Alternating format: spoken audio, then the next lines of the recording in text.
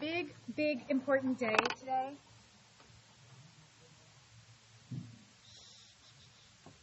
I need you guys to really focus. We're going to do 3 examples in the notes, and then you have a very short homework assignment that you'll all finish in class. But I have to tell you that the first example we do has a lot of algebra stuff in it that you need to kind of stay with me and pay attention to. And then the other 2 examples we're going to do is really a review of stuff we've done in the past, but it's a lot of calculator steps, and I need you guys to be doing those with me as well, okay?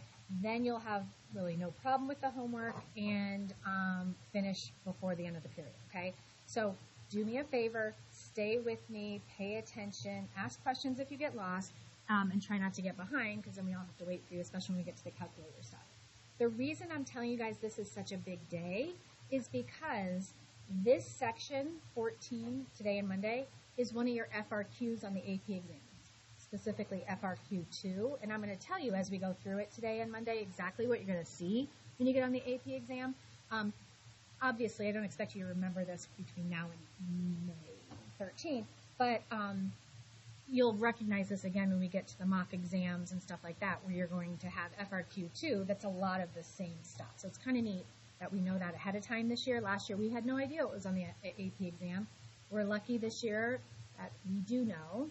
I know anyway. And I was a grader, so I know exactly what they're going to give you points for and what they won't. And we'll talk about that a lot this semester, okay?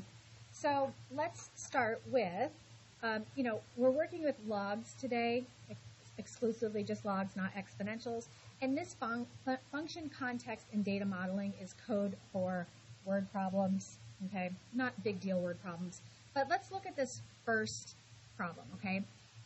A log function L contains the input-output pairs of 2, 2 and 8, 12, where this is the model of the equation, okay? So this is a log equation, and all they're telling us is that it contains these 2 points, this xy, this xy. What we are going to do, and this is exactly the very first question on FRQ2, is write 2 equations that can be used to find the values of B and D. Because that's what you need to be able to write this equation is B and D. That would be the final answer, okay? Now, and then we're going to find the values of B and D so we could find the full equation. So this first step is literally just being able to plug X and Y in successfully into a fancy looking equation, right? L of X is the same as what? What is L of X? Y. That's Y, right? So just take your 2 ordered pairs and plug them in.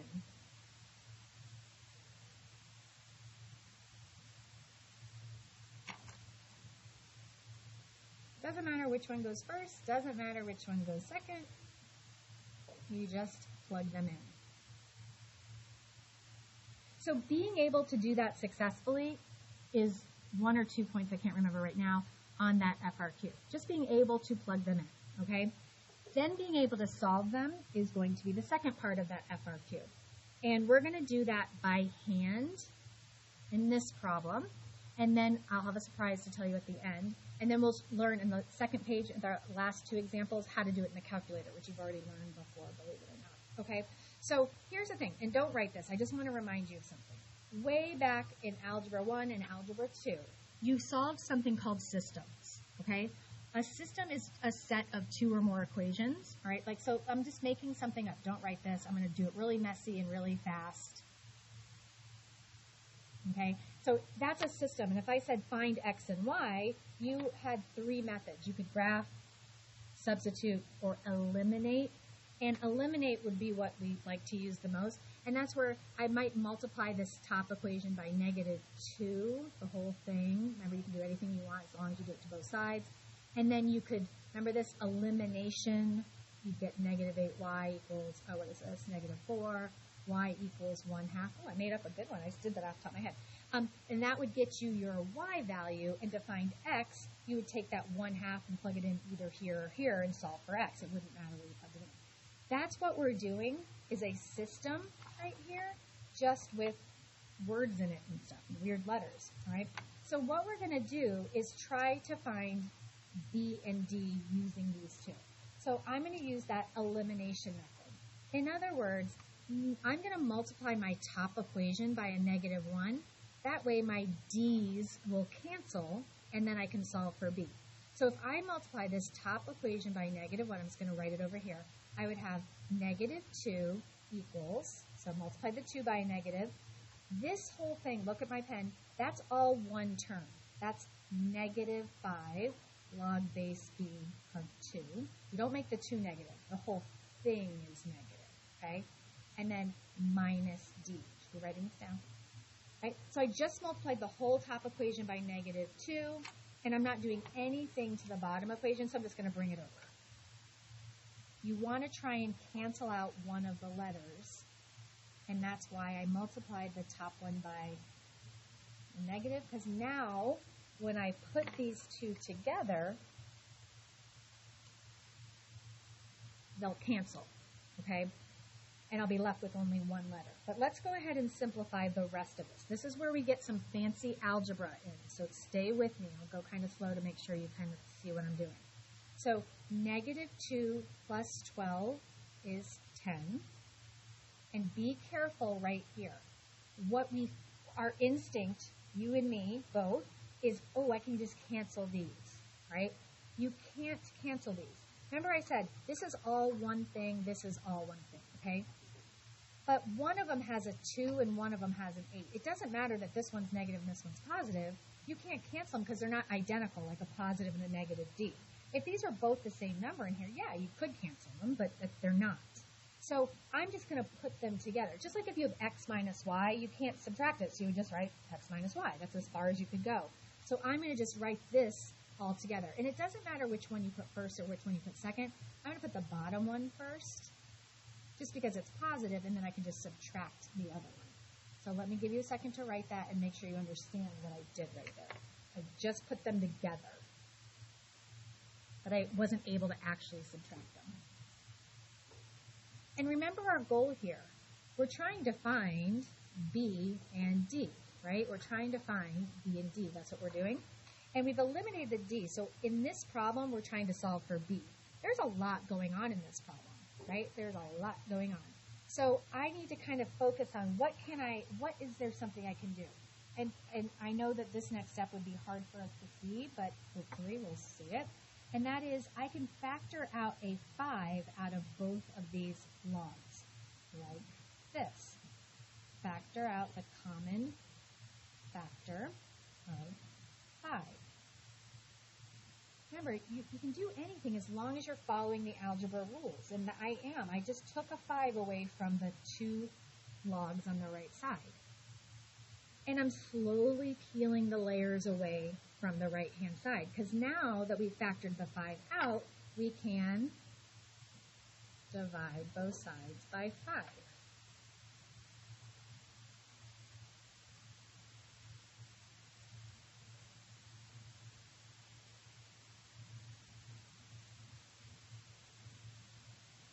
And then you say, now what? I told you there was a lot going on in this problem. We have an expanded log on the right-hand side, right? This is a log base b of 8 minus a log base b of 2.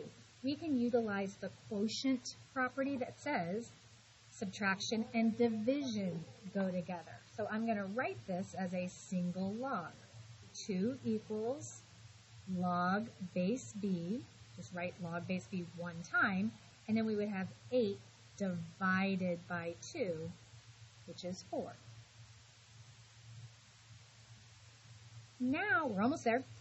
We have to solve for b. This is a log equation. We have a log on one side. If there were logs on both sides, remember we would cancel. Only a log on one side, so we're going to rewrite it in its other form. B to the second equals 4.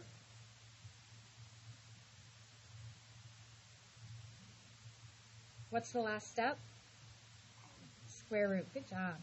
A bunch of you say it. Square root both sides, and b would be plus or minus 2. B has 2 answers, but one of them is extraneous. Negative bases don't exist. You'll never ever have a negative base, okay?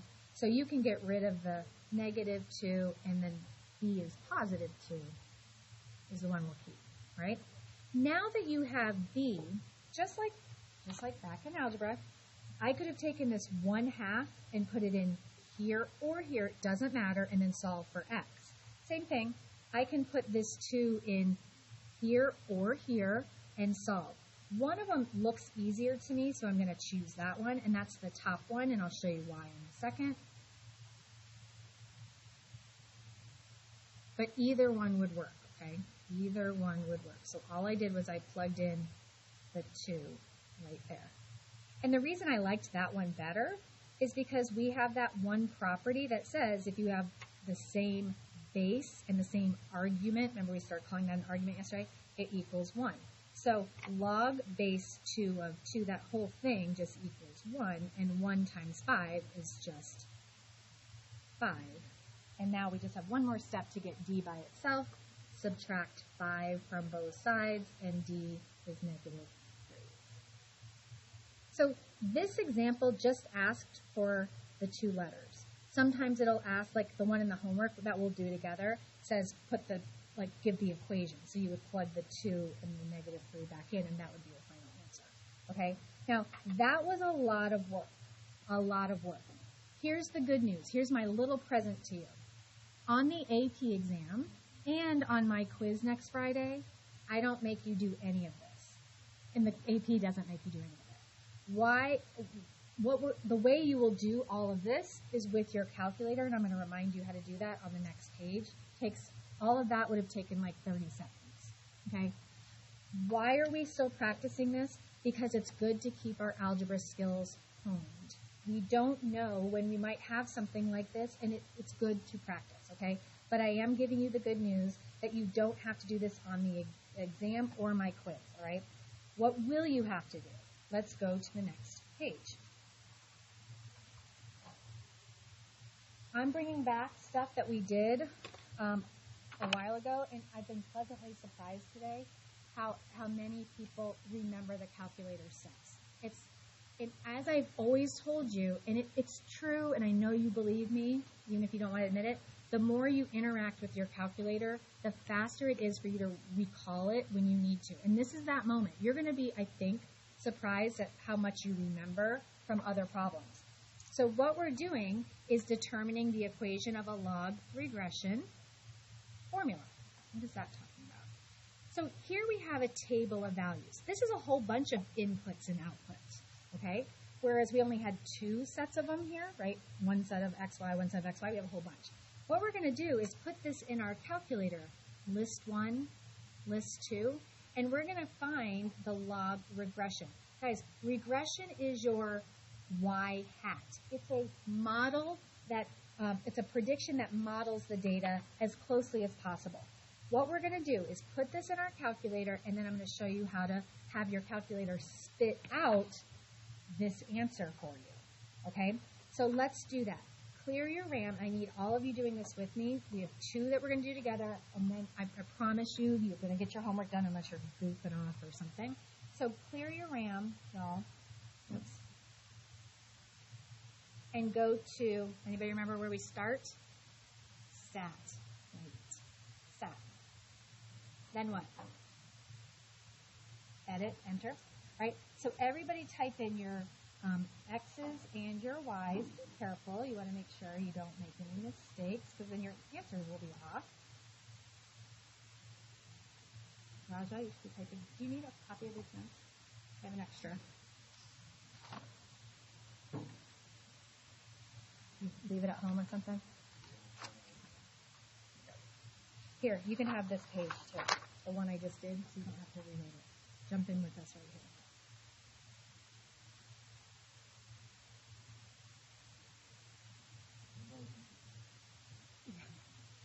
I don't want it to dry out. Careful. That would be my luck. Okay. All right. So we should be able to type our L1 and L2 in. Do you remember where we go next? Where? Where's calc? How do I get to it? Stat. Yes. Maybe you said I didn't. Stat over to calc. And we've been here before many times. We've had linears that we've done, quadratics, cubics. We might have done quartics. We could. We've done exponential. Now we need to do logs. Let me tell you where log is. It's number 9. See where it says ln reg?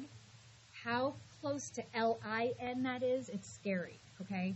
We use number 9. That's the log function on this calculator. Natural log is what's used. So ln, which is number 9. You can either arrow to it, or now that you're working with it a bunch of times today, you just know it's number 9, so you can just hit 9. So then we hit enter, enter, enter. Do you remember how to store? Alpha trace enter. Do you guys remember? Just think back for a minute. Alpha trace enter, enter, enter. The first time I taught you how to do this back in like August, September, I also gave you a pink sheet with all these steps. I got feedback. I always do when I teach this. How am I ever going to remember all these steps? It felt like a lot. And think about how easy it is for you guys now to just navigate through those. Trust the process. Trust me when I tell you you will learn it. I don't lie. I don't lie. All right, now let's just write our answer. Now remember, the model is always at the top. It tells you what we're going to be plugging into. And then they give us the numbers that we have to plug into. So A is that number, B is that number. So y equals, and then go ahead and write the rest of it. So really the hardest part of these is rounding, right? We shouldn't really make a mistake on any of the other stuff if we know what buttons to press. So there's the log regression function. Now, here's more stuff that we've done. Use this function to predict f of x when x is 10 rounded nearest 10. So interpret that. It's saying, what is y when x is 10? So if I plug a 10 in, what is y? Now, is that, so it's one of two ways we do these. Is this going to be table or intersection? Table. When we have x and we need y, it's the table. Okay? So go, because remember, your table has all of the x's. The table has all of the x's. So if you need a y, you can go right to your table.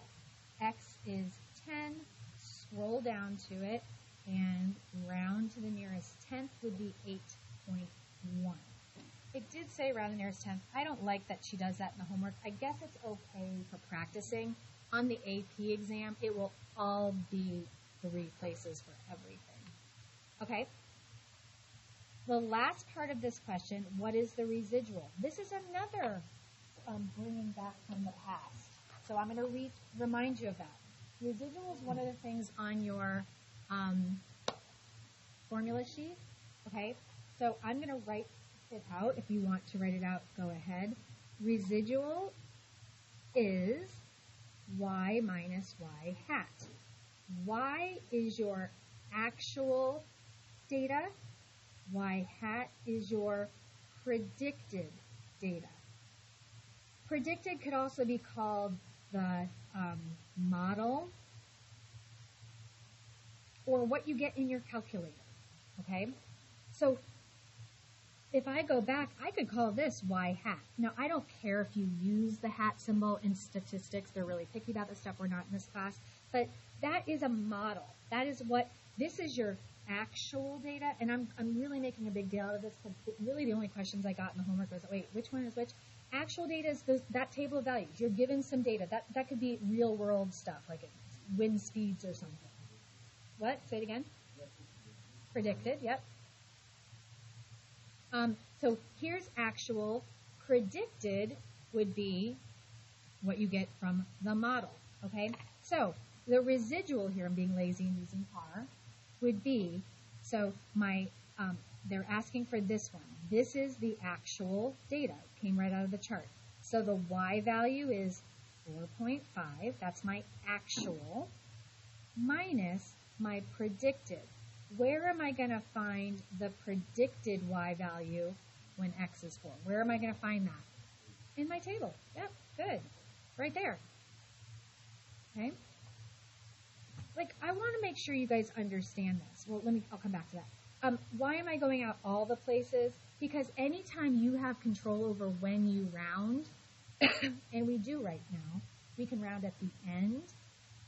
We want to get the most exact answer as possible. So I went out all the places I had, and then I'll round in the end. So anytime you have control over your rounding, wait till the very end to round. It gets you the more exact answer. Understand, this is what I think is the disconnect, is that we don't really understand what we're doing. Pretend, you guys listen, pretend this table of values represents grades, hours studying, I don't know, some real world data. This is what actually happened, and it was recorded. Then we tell our calculator, go ahead and make it into a log, because this is as close to a log as we can get. Whatever the reasoning is, that's what they told us to do. So what the calculator did was said, okay, I made this as close to a log function as I could. It's not exact because these are not perfectly spaced apart like a log would. That's why your actual data and your predicted data are slightly off. The residual tells you how off they are. This will make more sense when we do our final example right now. Again, we have a table of values. At least this time they tell us what it represents. The table below represents the speed of a rowing boat used in the sport of competitive rowing. So we have our X's, we have our Y's, we have our L1, we have our L2. Now this is the problem. I'm going to advise you not to get ahead of me. I know a lot of you are quick with this. There's a reason for it, so please just stay with me through the steps. First of all, clear your RAMs. And go ahead and start putting your data into stat enter. Everybody should be doing this.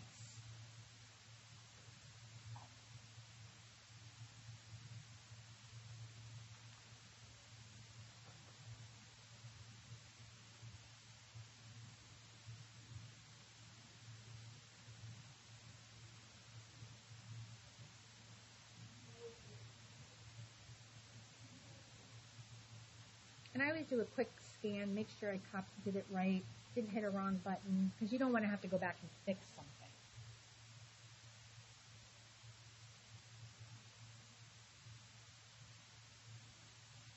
Okay, data in. Look ahead to what A and B are asking us for. They want us to take that info and make a log regression function, just like we did in the other one, and a linear regression, two, and then compare them. Okay, that's why I need you to stay with me, because I don't want you to have to go back and fix something. So now let's do part A, which is log. So we go back to stat, calc. Remember, our log is number 9. Enter, enter, enter. Alpha trace, enter. Enter, enter. Okay, there is our model, our log model. And I'm just going to go ahead and put a Y hat on it. Although you don't have to. I'm not picky about it. You won't have to on the AP exam or anything. But I'm just making a point that that's what this is. It's the model. It's our calculator's answer. Okay? When we have to find a linear regression, this is where I don't want you to get ahead of me, we don't have to put the info again. It's in there, right? We don't have to type L1 and L2 again. But be careful. When we go to stat, calc, we want to do linear, which is number 4. Okay, linear regression is number 4. You don't want to store it in Y1. You want to leave your log there. It's already saved. Your log is saved in Y1, this equation. So save it somewhere else, like Y2. You have lots of places you can put it. Just don't put it on top of the log, because then you're going to have to go back and put the log in, because in a minute we have to compare them. Okay, so notice I saved in Y2, and now I have my linear regression formula. Okay, so understand what we just did. We just had some data, and we don't know. Is it better to be a log, a linear? We could put quadratic. We could put 10 different things in there and compare them. Okay, see which one is better. Do these numbers better match a line, or do they better match a log? And that's what we're about to do. So remember, you just saved Y1 and Y2. They should be in there right now. Let's see what it looks like on the graph. So no surprise, when you graph these, you have a log and you have a line. That's what we have, right? A log and a line. How do we tell which one is better? Well, what we need is to know where are those points on the graph. And then we can say which one is the line of best fit. Which one of these hits those points better. We haven't seen this feature in a while, but anytime you want to see the points on your graph, the actual ordered pairs, that's your stat plot. It's in blue above y equals. So second, stat plot, and it's naturally off. It's always off. So if I just hit enter, you can see the off is highlighted. I want to highlight on. Now my stat plots are on. When you go back to the graph, you'll see the points on there. Kind of cool. Those are the L1s and L2s that we typed in. And now you can easily decide which model is better, log or linear. Log, right? The log model is better, and that is part C. Which one is better, and explain why. So there is a lot of having to explain yourself on the AP exam on FRQs. And that is where a lot of discussion comes into play for us graders when we grade these in June is, oh, will we accept that or will we not accept that? That is one of the benefits of having me who has been a grader. I've been privy to those conversations. I've heard and we've discussed amongst us as the graders what we would accept and what we wouldn't. Let me give you an example of something you wouldn't say. You wouldn't say because it's better, right? It's better. It looks better. We would want to be a little bit more specific. What makes it better? Okay, so let's go ahead and write the top tier answer, all right? And then we can kind of talk about a little bit, just for a second, what else you could have said. Because you don't have to have SAT that level vocabulary to get full credit. This is really kind of technical because the residual plot is more closely aligned. Closely aligned. Okay, what's another way of saying that? The log model is better because the points fit the log better than the line. That would be fine. You know what I mean? You want to give a little bit more than just it looks better or it's better. Like, what makes it better? It fits that graph better. It's more closely aligned. Okay? And the last question, almost done. Use the best model, which we decided was the log. Use the log model to find when y is 8, what is x. So remember, anytime we're working with these, you're either going to use table or intersection. You have to know which one. Which one is this one? This one is intersection. Okay, how can we remember this? Again, your table is all of your x and y's, but think about in a table, it's harder to find, like what if I said what is y is 5? Well, there's a lot of numbers in there that are close to 5, but not exactly 5. All your x values are there. How do I know to do intersection? Because it's y equals. I have the y is 8. That tells me I'm going to put it in here. So I don't need the line anymore, guys. I don't need y sub 2. Get it out of there. Clear it. What am I going to put in place of y2? An 8. Y equals 8. And we can find the intersection. I'm not sure if you even have to delete. In the other classes, I went ahead and cleared out the stat plots. I don't think you have to. If you want to, you can.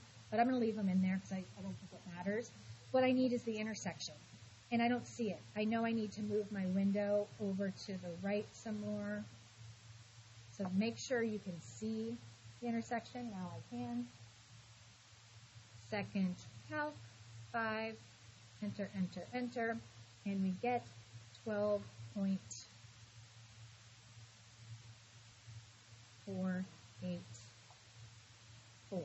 Okay? So that's my x value and y is 8.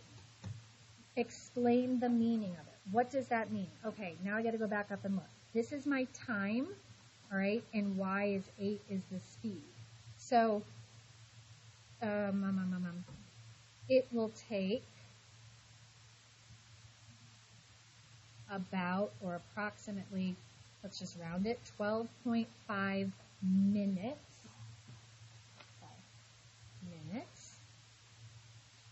To reach a speed of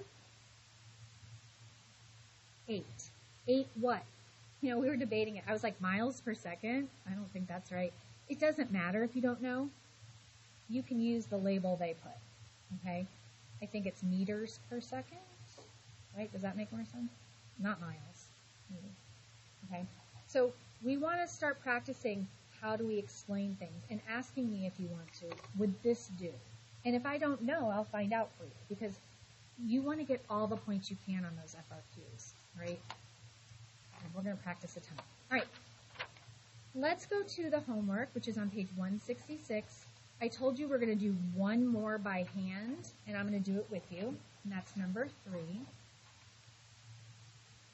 So we're going to do number 3 together. I originally was going to make you do number 4, but I canceled it, so you can just cross out number 4.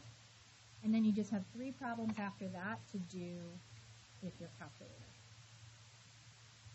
So we're going to do number 3 together by hand. It's easier than the one we did in our notes. And if I check homework, guys, if I check homework, and this is one of them, I will be looking at number 3 to see that you did the work like I did, right? Because I just showed you, you could do this one in your calculator really, really easily. Take you 5 seconds. However fast you can type is how fast you can get your answer. But we're going to do this one by hand together. So this is what's given to you in number 3, right? It's just in a table of values. It's just a set of inputs and outputs. Part 1 would be to create 2 equations to be able to find A and B in this case. Those are our missing letters. So where am I getting that from? In the directions. This is the model, okay? These are the points given. Make 2 equations. So x and y, y equals a plus b natural log 1, and 11 equals a plus b natural log 6. So that's one skill right there, just being able to plug in your x and y successfully to any model they give you. Okay? So just plug in your x and y. Now, we have to find the 2 missing variables. In this problem, it's A and B. Now, there's something special in one of these equations. So anytime, like I know you don't have to do this on my test or quiz or the AP exam, but sometimes there's shortcuts in a problem that can make it a little bit easier. I mean, we could totally go through this problem like we did in the first example, but there's something in here that's special, and that's right here, right here. You guys remember this property we talk about all the time. There was one that I introduced to you day 1 forever ago that we haven't seen in a while, and that's if you have a log, any base, and your argument is a 1, it equals 0. Anytime you see a 1 right there, doesn't matter the base, this one's a base E, right, natural log base E, this would equal 0. And if you catch that, look how easy this problem is. B times 0 is 0, and A is just 3. So natural log 1 was 0. 0 times B is just 0. So you got rid of B. All you were left with was A is 3. And now, to find B, we're just going to plug 3 in right there.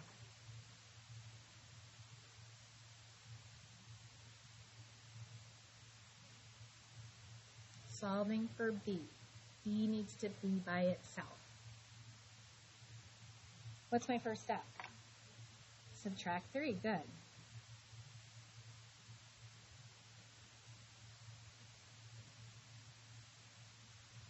We need B by itself. Right now, this is B times natural log 6. So we would divide.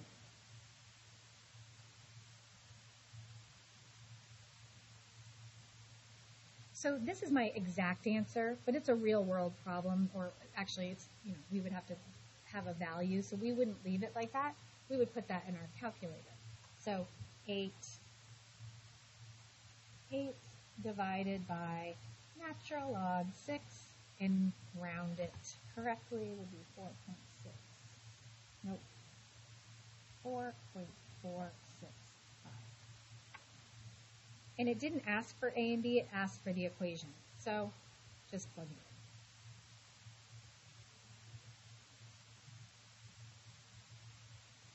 it in. And like I just showed you, if you had done this as your list 1, list 2, list 1 is just 1 and 6, list 2 is 3 and 11, and done that, you would have gotten this answer in the calculator. Okay, so moving forward, use your calculator for the last 3 problems. 5, 6, 7. There's some intersection and stuff you have to do. When there was an intersection, I drew the graph for you. You don't have to draw the graph, okay? So just so you know. You can come around and help. You can work together. Anything you need. I want you guys to finish in class feeling confident about what you did.